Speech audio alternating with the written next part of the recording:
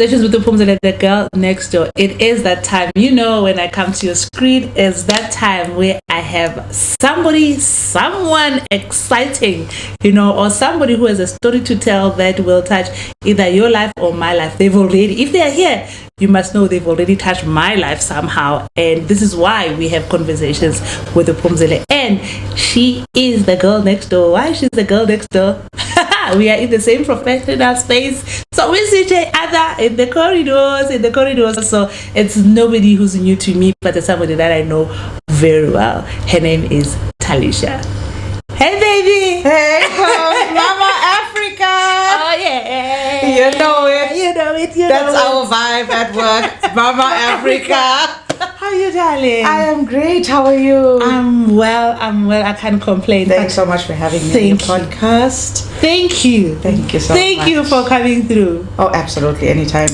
We had some conversations, at that smoking area every now and again, and we'll talk about our tats, how we are tattooed up, and how are we these girls. Our bodies are the canvas. To say, hey, this is the canvas. Yes. You have your paintings on the wall. We have our art on our body. We wear it. Yes. With pride. I remember yes. Exactly. That's the girl.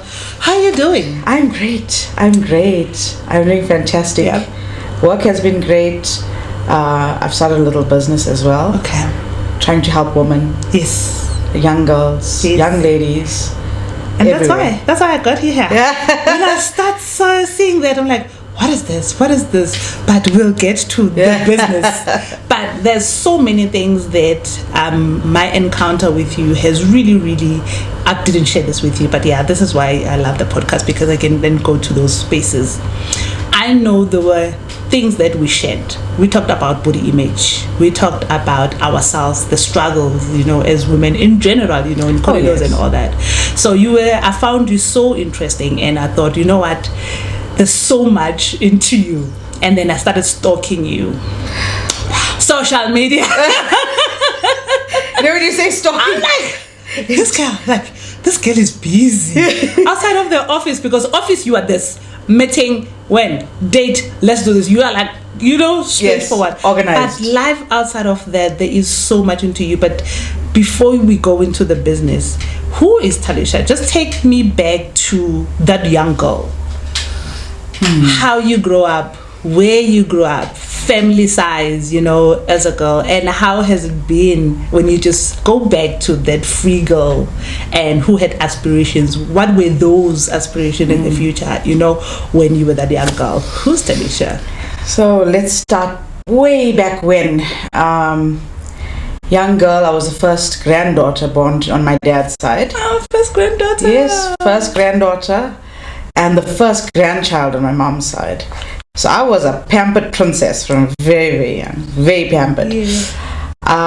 But there came in a time in my life as I got older, and someone saw that vulnerability and started taking advantage of it. Okay. And that was a family member. And if I do this, don't tell anyone. I grew up in an extremely loving home. Okay.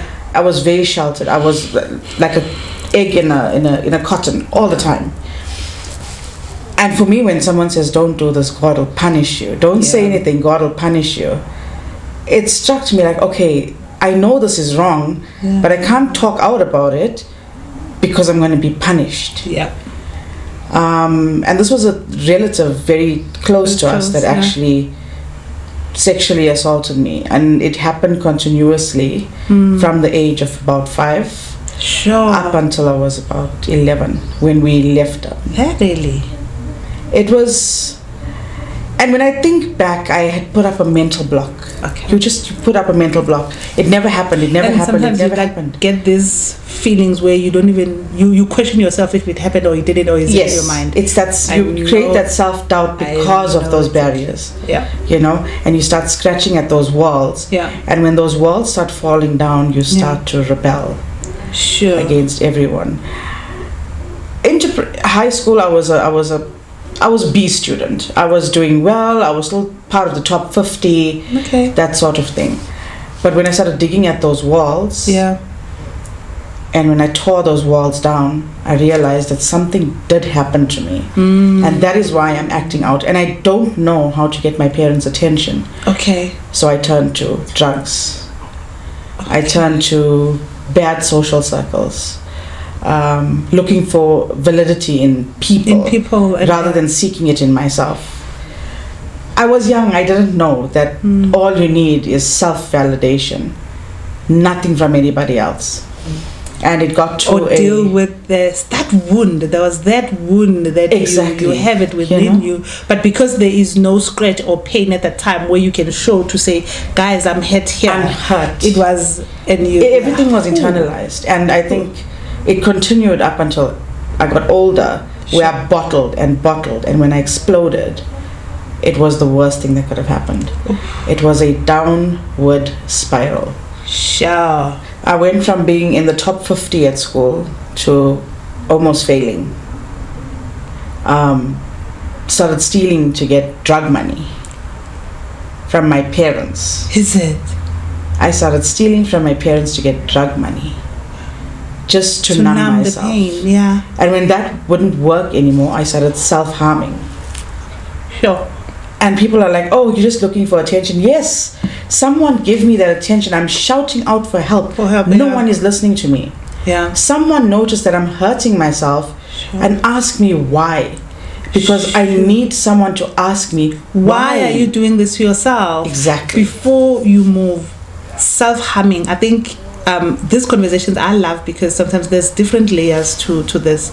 Some parents don't know when, or even see when their kids are self-harming. What did you do to yourself? I did something self-harming, but like I used to take a sharp pencil, and I used to poke myself so that blood would come out, but it was not noticeable. And even then, I didn't even, in my head, it didn't register as I'm self-harming. Yes. I just wanted the pain to be physical, and that's how then even my tattoo story started. Because so what did you do? Stop. You can control. Yes, you can control. Yes. So what did you do when you're self-harming? What are the things that? So I started by small cuts on my thighs, on my legs, insignificant stuff. Using a blade. Okay. And then it got progressively worse, where I took a blade and I slashed myself multiple times, just slashed and slashed. And a teacher at school actually saw it. Whew. And I was like, and that's so dangerous because you could die. I could die. But when you're doing it, you don't think. Yeah. You know, and I mean, at that time it was superficial. Ooh. It was superficial wounds. It's stuff that can be covered up. It can be, you wear a blazer. Nobody sees it again. You back into the same shell. Yes. And then it comes down to, on top of that, you are bullied because you're overweight, you're dark in complexion. It got to a point, one of the boys at school told me, you'll never be married because you're fat, black and ugly.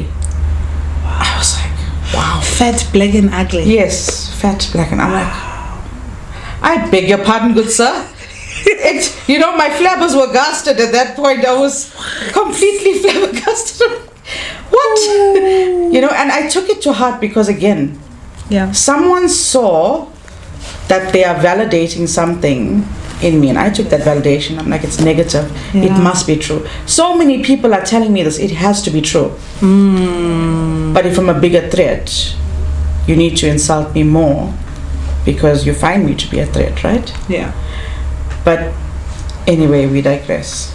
Yeah, I'm also still stuck on black and ugly. I know. Because sometimes with the whole racial things, we sometimes as women or as people never think we go through the same thing.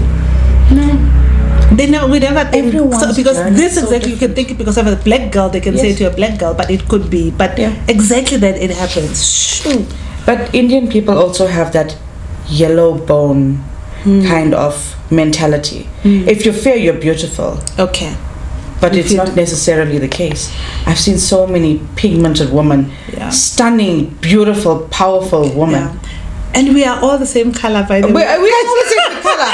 I spent a bit more time in the sun. I mean, it is what it is. All the same color. It is very funny, but yes, we digress. Then self-harming, then bullying. Oh yeah, it was a never-ending, vicious cycle, just going around. I almost got expelled from school And this is still high school? This is still high school. Wow. My matric year, I had been to 3 disciplinary hearings. And the 4th one, the principal actually helped me. Oh. He says, you are a beautiful young lady and you are ruining your life. You're distracting yourself. This is destructive behavior. Yeah. And he says, this thing of sniffing benzene, do you know how many brain cells you kill? You know what, I'm sitting here, things that you're talking about, like first granddaughter, first this benzene, and like I'm sitting here listening like, oh, I did that. Oh, that's me. Oh, self-cut. Oh, that's me. Wow. But it's something that you can resonate with. Yeah. You know, you can listen and say, I'm not alone. Yeah. Someone else. And I was never went through alone. it. You were never alone. Oh, you know? Sure. And, you know. Was it a he or she, the principal? It was a he. Okay. I'll never forget him. Yeah. He is late now. Oh, okay. Mr. Phumzile. Sure. The amount of conversations that man has had with me, I think if he ever saw me outside of school and how I turned out a few years later, he'd be like, wow. I'm proud of you. I'm proud of you. You pulled your life together. That was the one principal. And the teacher that saw me self-harming was my accounting teacher. Oh, wow. And she always knew I had a passion for accounting. Yeah. She was always on my side. She was also my head of department, the head of our grade, Mrs. Haasbrook. Oh, wow. Those are people that I'll never forget. Amazing. Ever. Because big up to the teachers out there. I think it is May and it was Teachers Week. You know, big up to the teachers out there who makes a difference and see these things. When you see a child struggling and then you don't look at that behavior and say they are useless, they are silly, they are stupid, they are this, but you come and say this behavior is not you. Check it out. But big up to the teachers. Thank you for that. They take that time. Those teachers and that principal took that time to say to me, stop. You're on the wrong path. You're on a war path with yourself. And you are intelligent. You know? And I think to myself, you know, if I'd done anything differently, I wouldn't be sitting here today. Yeah. I'm actually happy I went through all of that, in a sense. When you learn to start accepting it, you realize it did happen. Yeah. But I'm not going to hold a victim mentality anymore. Yeah. I'm not going to allow it to be an excuse as to why I cannot get what I need. Yeah. When did that change for you? When was the defining moment? That moment came very late in life. Okay. I had to mature to realize that. Okay. I went through a very bad patch after high school. I studied. I did somatology straight out of high school. Oh, my daughter. So your daughter studied the same thing? Yes. Exactly. Wow. So I did somatology straight out of school. Yeah. Straight A student. Wow, it was an absolutely brilliant journey, and then I met the wrong guy. Oh, wow. Because I still allowed someone else's validation to rule me. Although I was achieving great in school and I did great and I graduated basically cum laude. Yeah. But there was this person that I met. And at the start it was peachy, it was rosy, it was beautiful. Yeah. You know, everything was rose gardens and champagne. Falling in love, baby. Oh, falling in love. Yeah. But you don't realize that what you see as love is actually domination. Yeah. It came to a point, the first year was great. I mean, we were just dating. Okay. My parents hadn't met him. Yeah. We were just friends in a sense. And there came the point when he met my parents. Okay. Not even a month after that, it was a straight down spiral. But I never noticed in between those controlling moments. I had lost friends along the way. Oh. It was that typical narcissistic behavior. This I'm talking 2000. I love you, I want to be with you. I want to be with you, but I think this person is bad for you. Yeah. This friend that you keep, I mean, she tried to hit on me. She's bad for you. Because she was telling me this guy's not right for you. Yeah, and he I didn't see it. Yeah. Because I was this fat, black, and ugly girl. And there's this somebody who's giving me attention. There's somebody who is 14 years older than me, giving me this world of attention. And he was at the time a relatively good-looking man. Wow. And he had tattoos, and I'm like, you're showing an interest in me. In me? I beg your pardon. I was so shocked, I felt the chip on my shoulder. Yeah. I felt the wind in my hair and the violence. I felt it all. Yeah, because your soul needed that, because remember that 5-year-old, that 6, 7 up to 11-year-old didn't have that, needed somebody to come and say, you are great, you are beautiful, I'll take you under my wing. Yes, so it spoke to that girl, and at that time maybe and now and that's why you were I didn't even realize that until now. Oh my goodness. Can you believe it? I did not realize that until now, that it was actually that little me that needed that validation and protection. Yeah. And my parents protected me because when they found out when I was younger, because now they want to know why you're cutting yourself. And when I told them who it was, my father was like, I treated this person like a son. This person stayed in my home. Sure. How could they have done this to my child? My father's an ex-cop. Okay. So he was beside himself, and his temperature levels were through the roof at that point. Sure. But for the peace of the family, which we all do, let's admit it, we forgave. I'll never forget it. Yeah. But I had to forgive to move on. Go through that. I had to.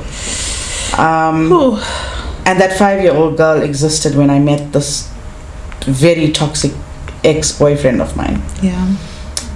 Everything, as I said, was fine until he met my parents. Yeah. And in front of my parents, he was this loving. Precious. I loved going to my parents' house.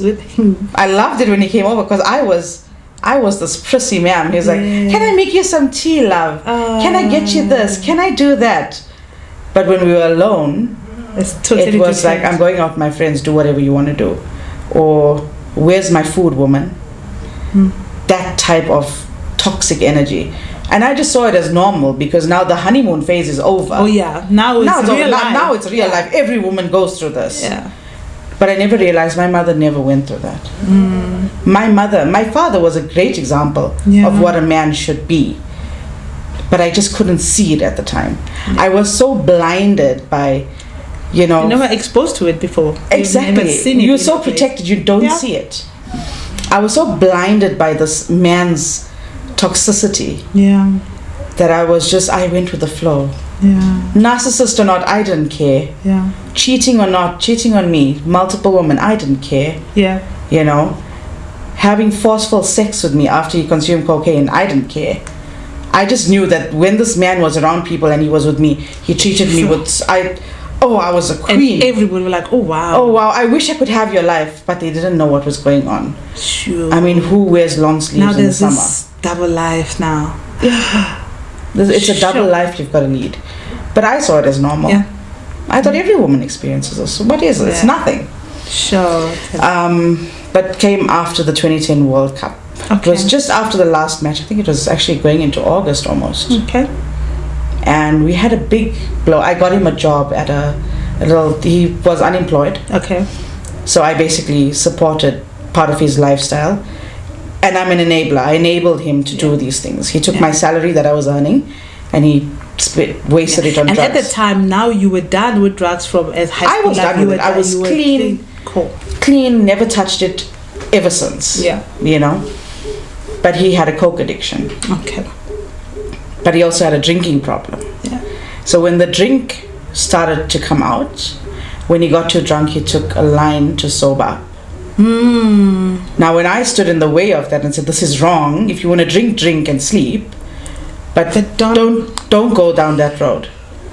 It became a thing of, you know what, woman, get out, don't tell me what to do, move out my way. Yeah. Pushed me out the way. Okay.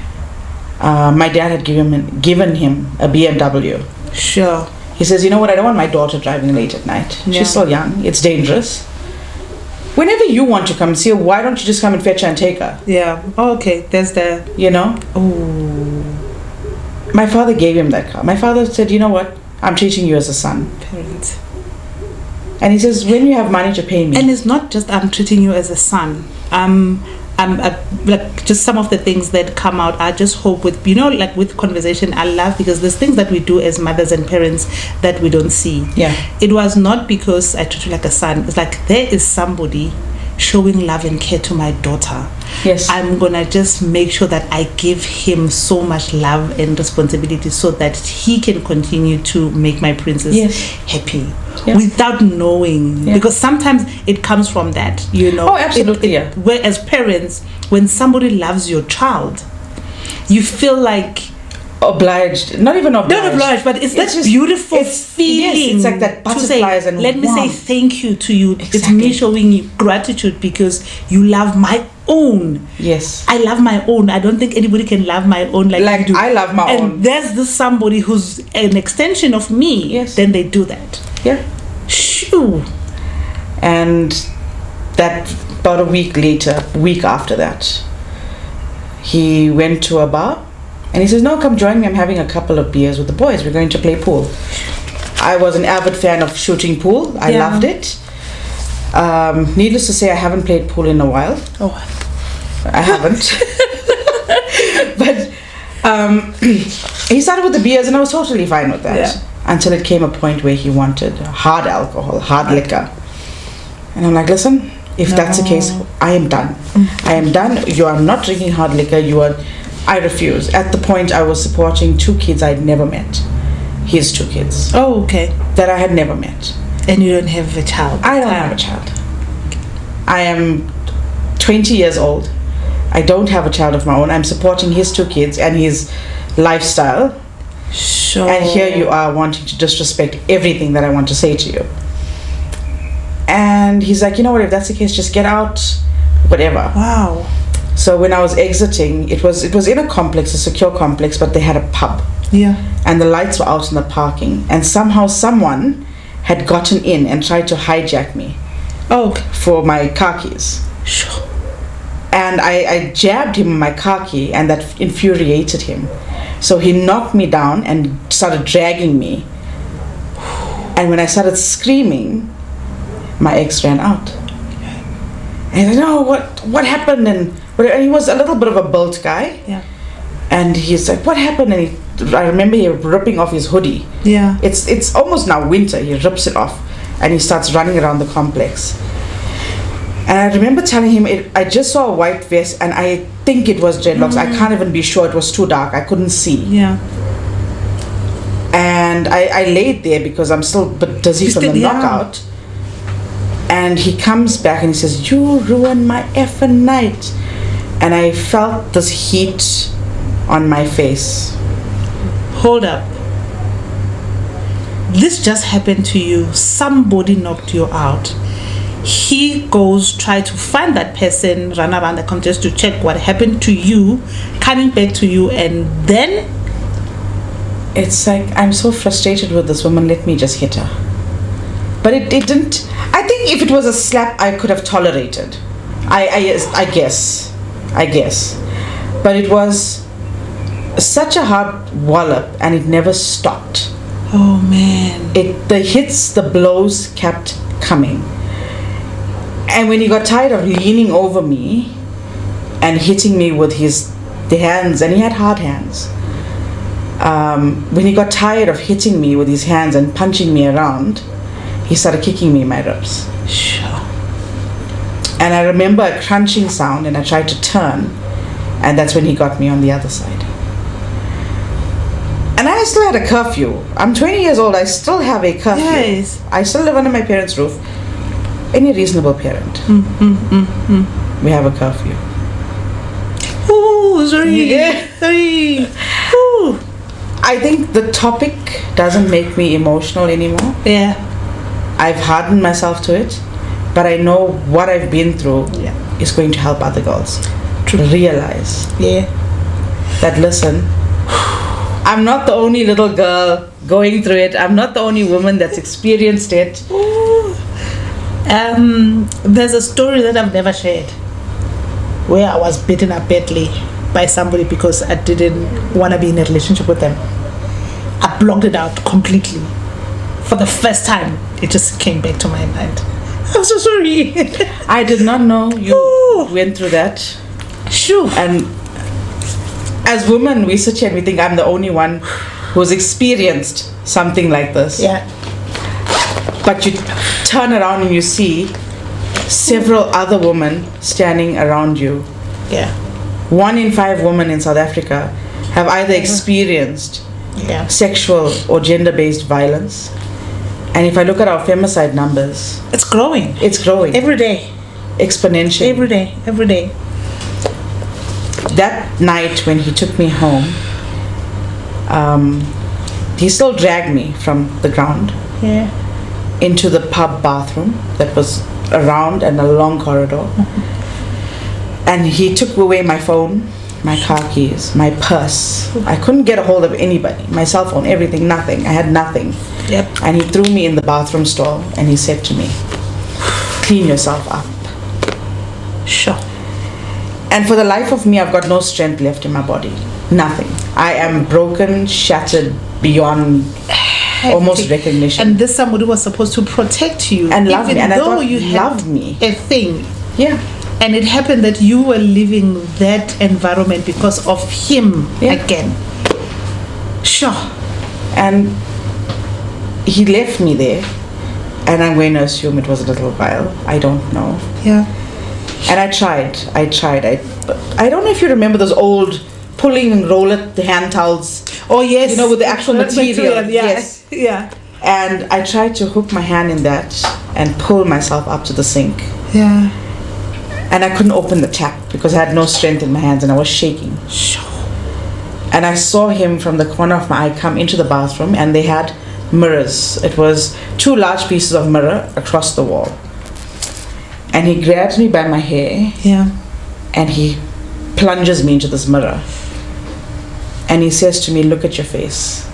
I did that to you. What? It was a sense of pride. And arrogance and ego that I am the man. I have shown you your place. Now you have to obey me. And you must see it for yourself. I couldn't look at myself. And I'm glad I didn't because I would have had glass in my eye. I would have gone blind. And I remember my phone, I could hear my phone ringing. And he answers the phone call. And he says, no, Dad, we're on the way now. Sorry, we got a bit delayed. Your daughter got drunk. Well, why don't you just put the blame on me then? Might as well. Puts me in my car. No seatbelt. Drives me to my parents' house.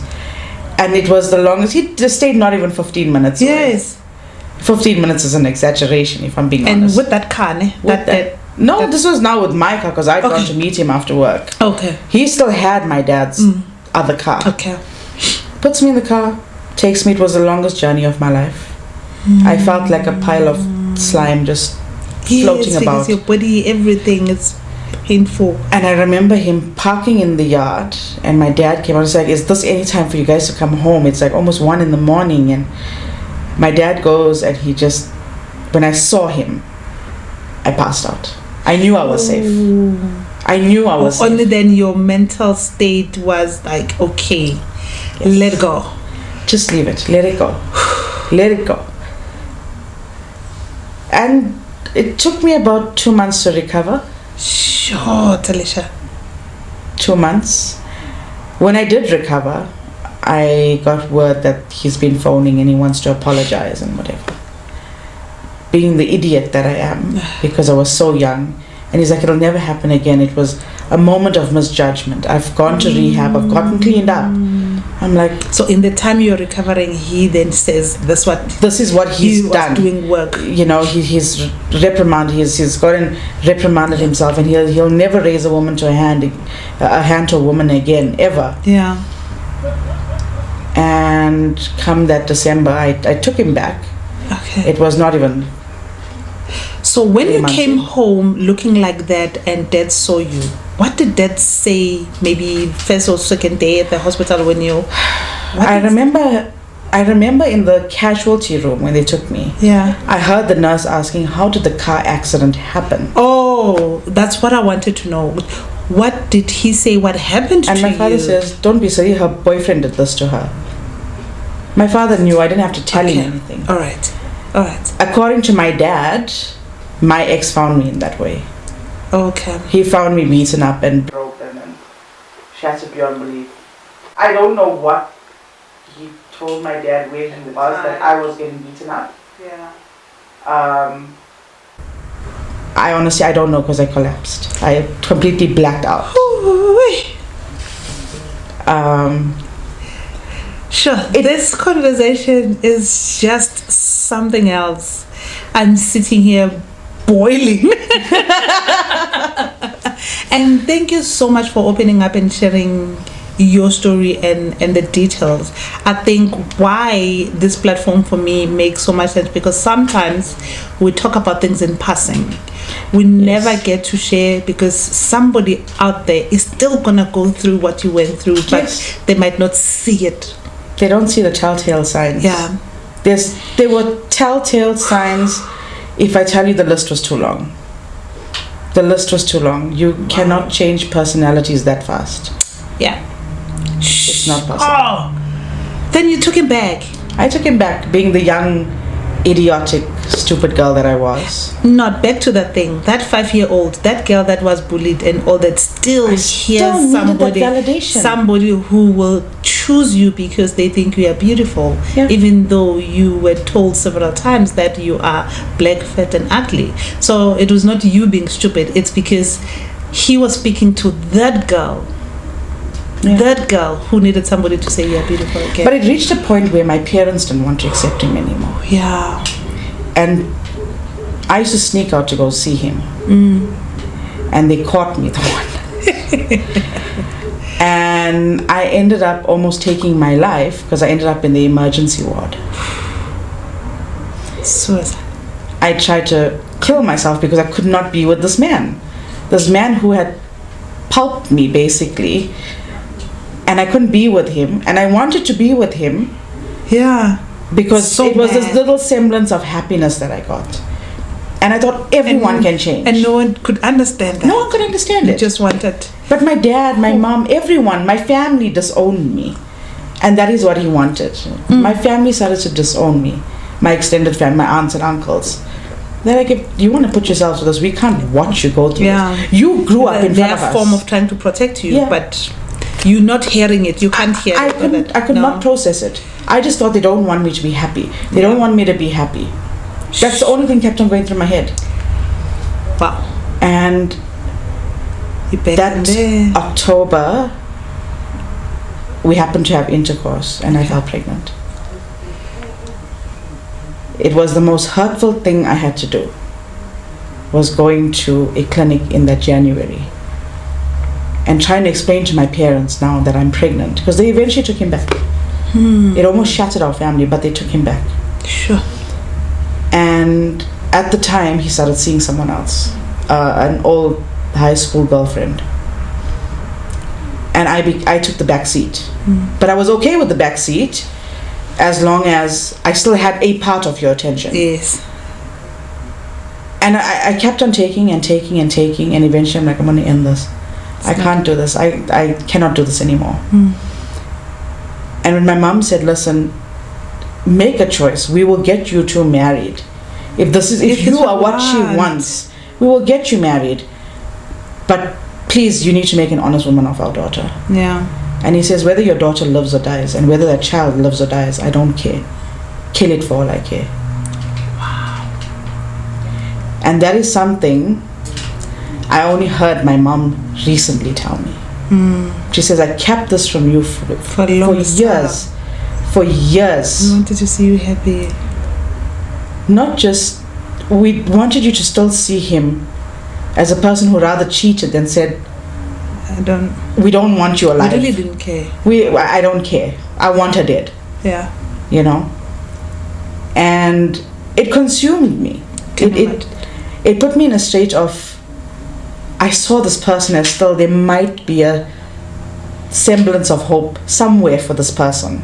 Yeah. But to say, kill the child, to my parents, I'm their child, that would have been their grandchild. Yeah. Say, just get rid of it. It's a hurt that we'll always carry. It is a hurt that we will always carry with us. But we didn't have a choice. Yeah. I wanted to cut all bonds and ties with this person, and that was the last straw for me. Okay. that was the last straw. Sure. I still remember him phoning me in April of 2011. Yeah. I had just turned 21. And he said to me, I'm moving on. Are you sure you're not going to take me back? I'm like, no. Why? How did you even get my number? Yeah. Leave me alone. He says, you'll regret the day that you leave me. You regret it. I said, you know what? I'm putting this in the other pile of regrets I already have. Yeah. One of them was meeting with you. That's okay. I'm done with you. It's okay. Delete my number. I don't want to have anything to do with you. Sure. And it took me years of healing. Sure. Years of seeing psychologists and therapists and Getting help. clinical psychologists for the depression, the anxiety, the developed drinking problem. Yeah. Oh. You know, I found a stable job at the airport. I loved it. It allowed me so much of freedom to do whatever I wanted to.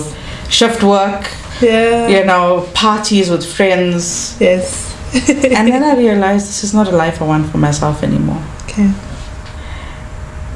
And the rainbow at the end of this and my pot of gold. I eventually got married. I met someone in 2015, Yeah. October. The January he proposed, Yeah. and the following April we were married. Beautiful. It doesn't have to stop just because that moment in time gave you an You obstacle. know, yeah. Jump over it. Yeah. Break through it. You might meet Shatter it. somebody. Yeah. You need to move past Fine. it.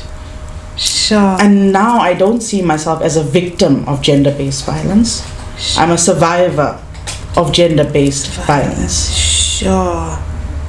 It gives you a certain type of power over your perpetrator. You know what I like or what I love that you've said that maybe most people or most women who go through this don't give a chance to healing, so that when you meet somebody else you would have done the work before. Yes. Because those are the other things. When you jump into another one immediately, you still attract the same thing, that Yes. that dark light that it's within you that you don't see, but you carry it, and it shows up in everything that you do, because you have not healed that 5-year-old. Yeah. You have not healed that girl who was beaten to the pulp, you know, at 20. Yeah. You have not healed that person, and you're gonna still attract the same Yes. the same pattern until you do You the attract work. the energy Yeah. that you are. Sure. So the healing process, and then you open up to meet somebody who is loving, who's beautiful, I had who's loads. protecting you, Yes. who's like, Absolutely. You I had are the loads of friends in princess. between. Wow. You know, occasional flings or whatever. yeah, I'm not going to deny it because there were other people. yeah, But it was never anything serious or Yeah. nothing that I could ever.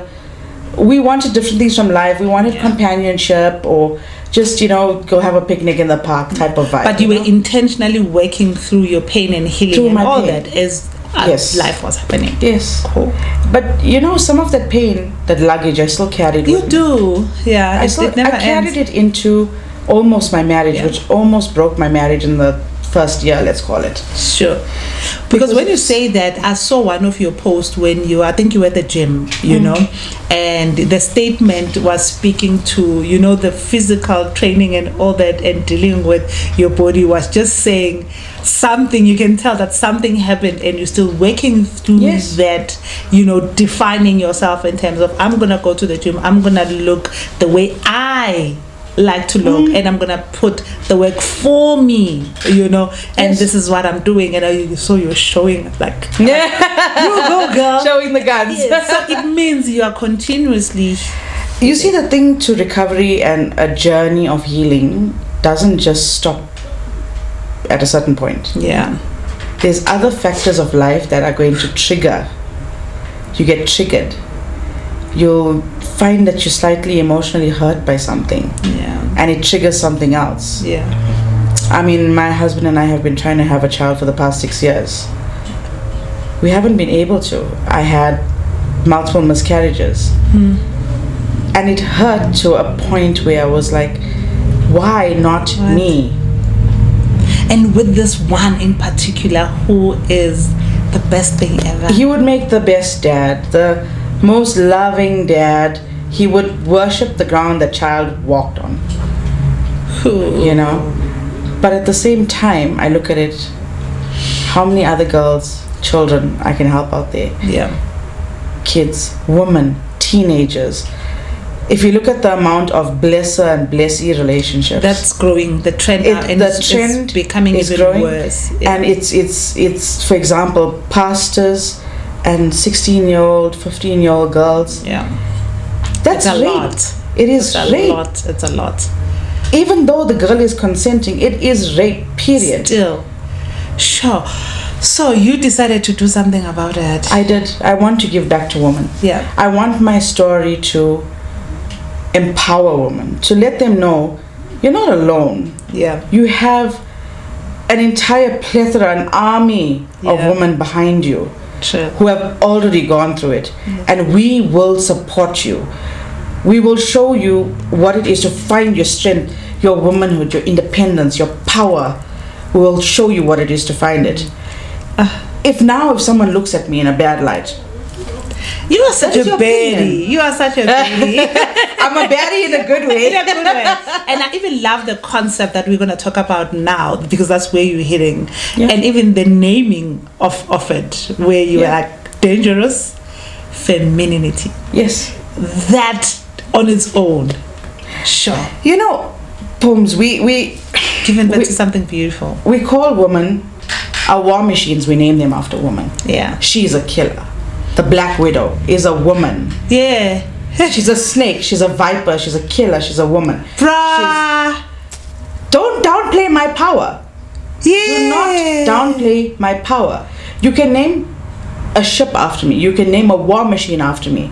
I myself am power. Don't take that away from me. My mere power threatens you, and that's why you're trying to snatch it. That's why we're doing what they do. Don't take that away from me. And that's what I want to tell women now. Hold on to your power. It is yours. That power. Own it. Own it.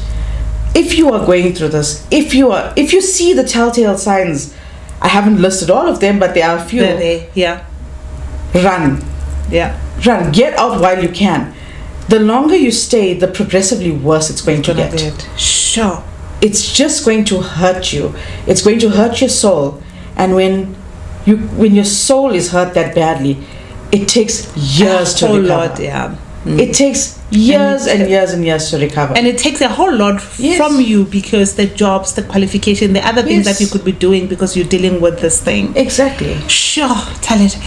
Then with this now, you wanting to help girls, you went more on not just conversation, you went on a protective tool or tools. Doing it differently, because I was like, oh wow, there's like, the prevention is not about, let me tell you the list of things, the list of the signs and all that, because sometimes you can tell people the list but they might not see it. They'll ignore it. But you went on, you know what, if there's a tool that if now danger comes, you are faced with it.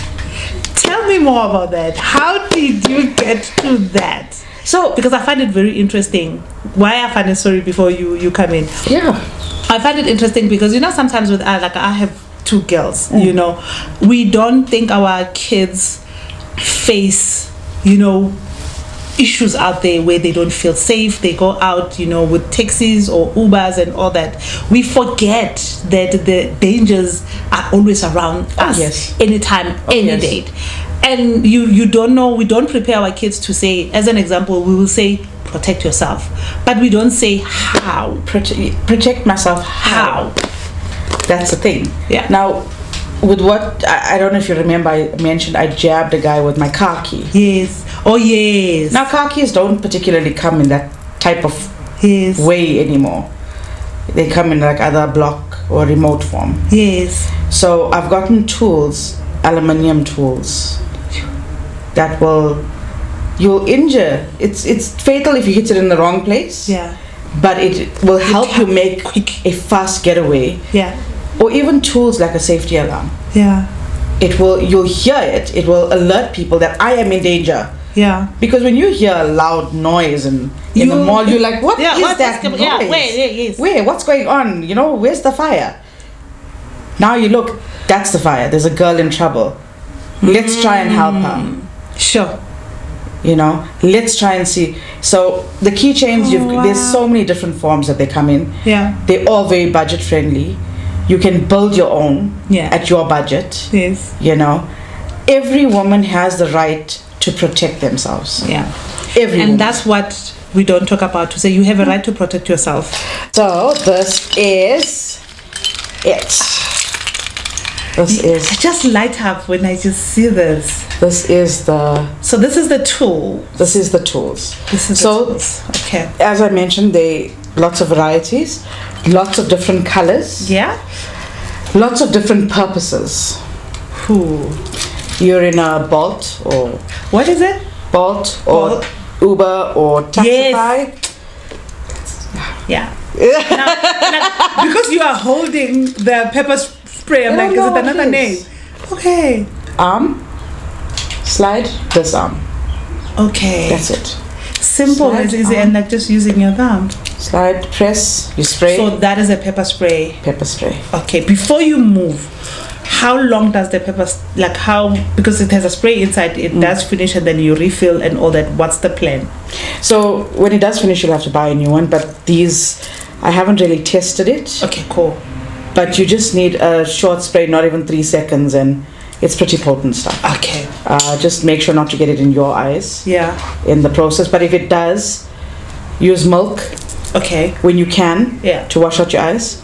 Yeah. But it gives you a way to make a quick getaway. Quick getaway. You can't, if they've locked the doors, this is either a mechanism to break the window. So you use it like so. And I like that it's like a pen as well. It's easy. Yes, you hold it like a pen. Yeah. What is that called? This is called a Coubertin. Coubertin. Yeah. So this, just jab really sharp at the corner of the window, should shatter. If you're in an instance where, and look, you don't have to carry the whole keychain. You can just take this off. Oh, yeah. So let me just show you quick. Oh, I see. Is your different. Okay. So let's put that down. You're in an instance where you. Because I like chunky stuff. It also it also looks like an element of beauty. Of beauty. And that's what it's not meant to look dangerous. Yeah. It's meant to protect you, but no one else needs to know. To know, yeah. It makes you feel safe as well. Absolutely. So you gone grocery shopping, how difficult is it to carry this in your hand? Easy. You packing in your groceries, you can still hold it and pack. I've tried and tested. That's what you were saying, yes. If perhaps someone comes to you from behind and grabs you, swing your hand. Just swing. Sure. And easy. And like you're bound to hurt them. Look, I'm sitting here holding a pen. It's always been fast. Fast, and you can run. Don't worry about your car, don't worry about your handbag. Those things can be replaced. You need to make a quick and safe getaway because your well-being is more important than your car. True. And your groceries. True. Stuff that's replaceable. True. These are nice. They're so, like, you know, when you touch them, I just get excited. You want to touch? It is so funny. Because, so the proper, so this is like your nice, this is us. That's how you put it on your handbag. It looks pretty. It's femininity. It's I think all I just laugh. So this is the concept. The marketer in me. Yeah. Femininity. Yes. Dangerous. Yes. Exactly. Ooh, okay, exactly continue. That's so exciting. So pepper spray. What is it? Coubertin. Coubertin. Okay. Continue to school me. We continue to school you. Okay, we shall. So this is an emergency whistle. Oh. It'll alert someone if it's very loud, so I'm not going to blow it in here. Why not? Blow as hard as you can to so alert you blow someone. Into it. Yeah. Someone's going to come looking, why is someone blowing a whistle in the middle of the streets? Yes, it is loud. You know? Another thing to alert people is this. Okay. This is a safety alarm. It is very loud. So you might want to block, but I don't know if I should actually demo this because it's like a siren. You know, for me, when you see a product, and so this pin pulls it out, push it back in, done. Nice and easy and simple. Simple. Wow, Talisha. Very simple. You know now where I'm going with this. and I'm glad that you are demonstrating these things, because as parents, I don't think we do think about getting stuff for our kids to protect themselves that are easy. Okay, not necessarily that one. This for the noise. Yeah. Immediately. But the whistle, and it's easy to like, I'm talking about a 13-year-old. Yes. What can I, because now in my head, this for my 13-year-old makes perfect sense. Yes. The whistle for her, not Perfect even thinking sense. about me Yes. as yet. We say protect yourself when you go out, be safe, but we say be safe. But we're saying be safe, but with How? what tools? With what tools? What tools are we providing that they can keep themselves safe? Wow. So this one is easy enough, even for girlies with long nails. That's a knife. Ooh. And it's pretty sharp as well. I'll share my daughter's story now. I cut an apple with this. The demo is on our social media. Oh, so yes. Oh, you can get this there. We're going to link your social media to this video. I think that will make so much sense, because then everybody can go see And the rest. you just close it. It's part of your house keys again. Car keys, house keys. Wow. It's just keys. I want that. You want that? Well, there's a surprise waiting for you in a special bag that I've given for you. Oh, yes. Apparently, I have a special bag, guys. I have a special bag. I'm going to open it. This is a seatbelt cutter. Seatbelt cutter. Yeah. You've thought about a whole lot of things. You're in a seatbelt, you're in an accident, for example. You're in an accident. You cannot get out of this car. You can't get your seatbelt off. No, thought of. But this thing, you can grab the keys that this is on. Yes. Pop it. You slide it around the seatbelt. seatbelt, and you just lift. And it cuts. It Just slices. like that? Just like that. There's the blade. Wow, I see the blade. You can see it. Wow. Then this is another, like, this is an additional help, where now we are not talking about being in a dangerous. We're talking about safety. Safety. Yes. Everything. Actually, all in all. it's safety tools. Sure, price range of each and everything. So the range. pricing, as I said, it's according to your budget. Yeah. The starting price for a build your own keychain, it ranges from 130 rand. Okay. And it goes up to 525 rand. Wow. That's with everything, but it excludes the taser. Okay. The taser can be purchased additionally for 200 rand. Yeah. The taser is very, very useful, but you need to know how to use it. How to use it. You cannot be using it on a spouse for kicks. Yeah. It is a weapon. It is a weapon. Taser is a weapon. It is a weapon. Phumzile, I don't know if you ever remembered having long nails, going to the ATM, trying to take a card out purse. Oh, yes. Yes. Oh, yeah. Just grab it out the ATM. Okay. Sorted. Instead of fumbling, now your purse is here. Now you're trying to get that. And now there's someone people standing. waiting and all that, like, and the card is stuck in there. Also, you see people stomatology and all that, and nails and beautiful. You're even thinking of other things. We have to think of everything. We have to even think of our girlies with the long nails. Yeah, so that it's quick, like, yes, quick things. But remember now when I mentioned about going to the car, taking your groceries, whatever. Yes. This is also easy to hold. Oh, and it's like a nice accessory. You see, It looks like it's like a ring. Except you're holding it here. So also jab, quick, whatever, out, quick, gone. Yeah. Remember, the main purpose of all of this is to protect yourself. Yeah. You cannot be using it for the wrong thing. Yeah. You need to know when and how to use it. Yeah. All those guidelines, again, are available on our social media. It is pinned to the top of our social media. You will get all the information there. Please, because now you're saying social media, your handles, where are we looking for? It's at Dangerous Femininity. At Dangerous Femininity. On Instagram. Facebook. Yes, Facebook is just Dangerous Femininity. Okay. And TikTok is also at Dangerous Femininity. Great. Yes. Hope you got that. We're gonna link it there and all that. Let me tell you the story of a taser.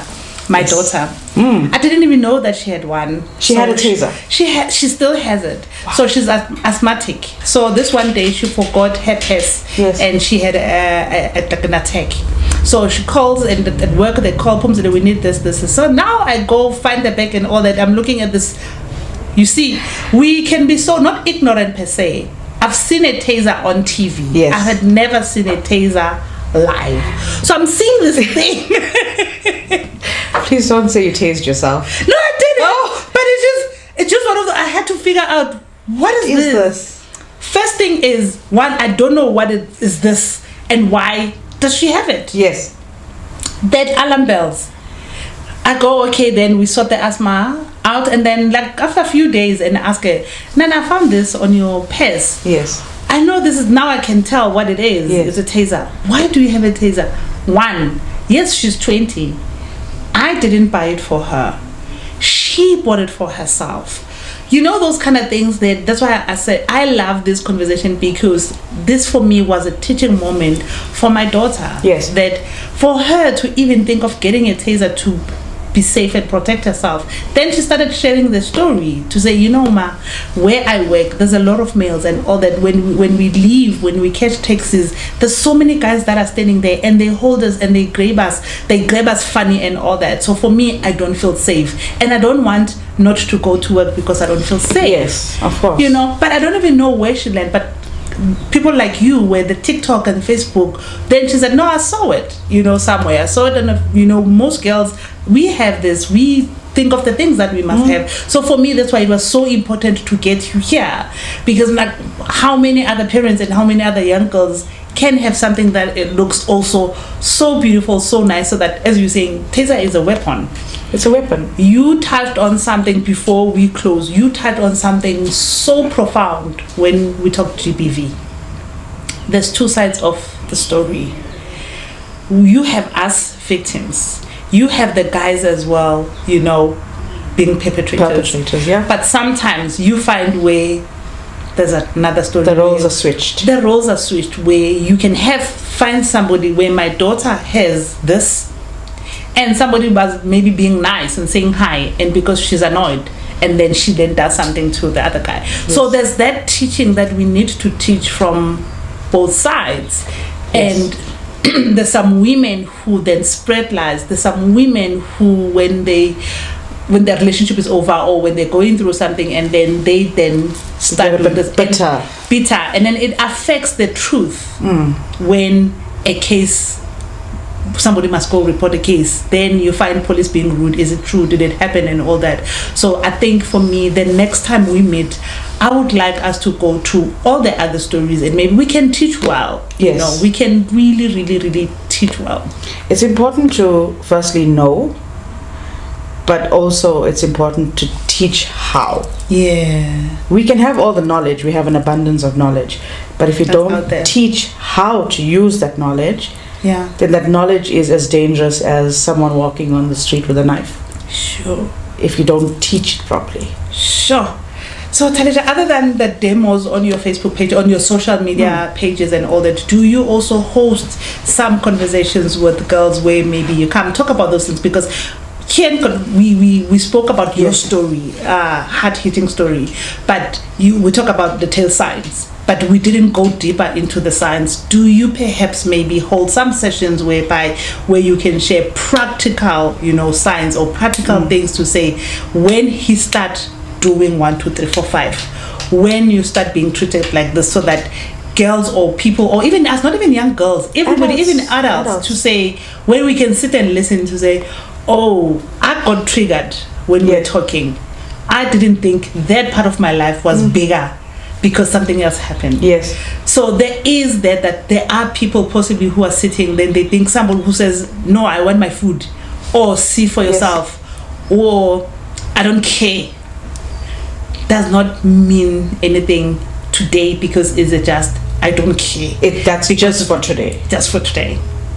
But you also have to look at, historically, how often has this happened? It's just my food. Yeah. Just give me my food. Yeah. Get out of my sight. Abuse, remember, does not also have to just be physical or sexual. Yes, emotional. Emotional abuse does so much more damage to a person than physical abuse. Whew. Physically, you will heal. Yeah. You can see you've healed. Yeah. The scabbed up, if you've got cuts, you know, there's a scab, it leaves a scar.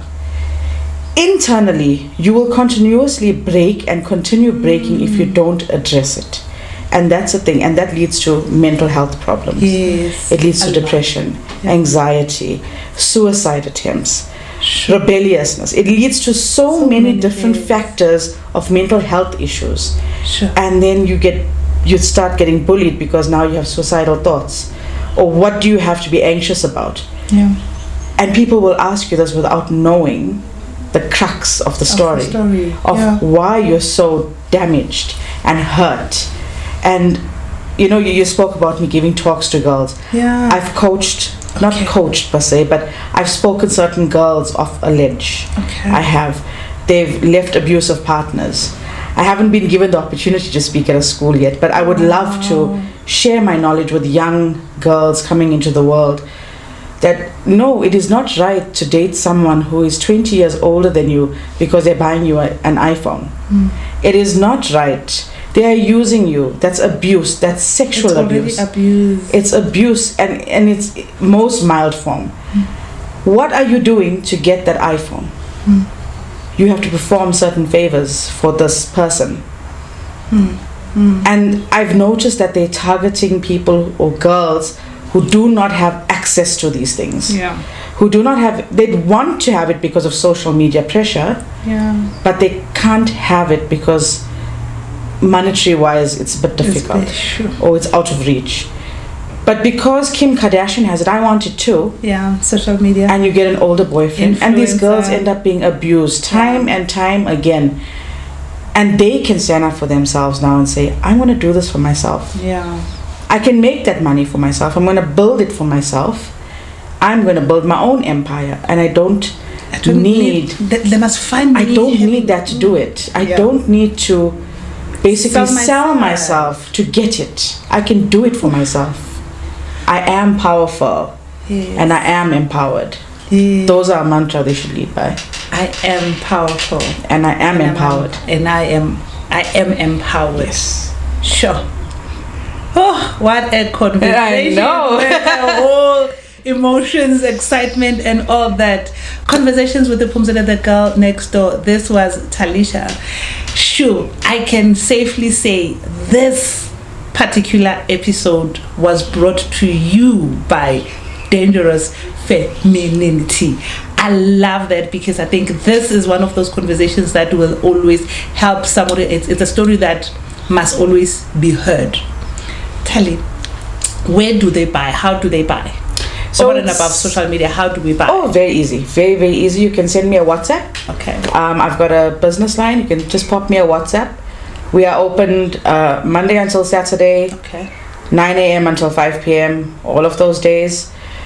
If you want something particular and it's not available on our website, we do have a website as well. Oh, yes. DangerousFemininity.co.za.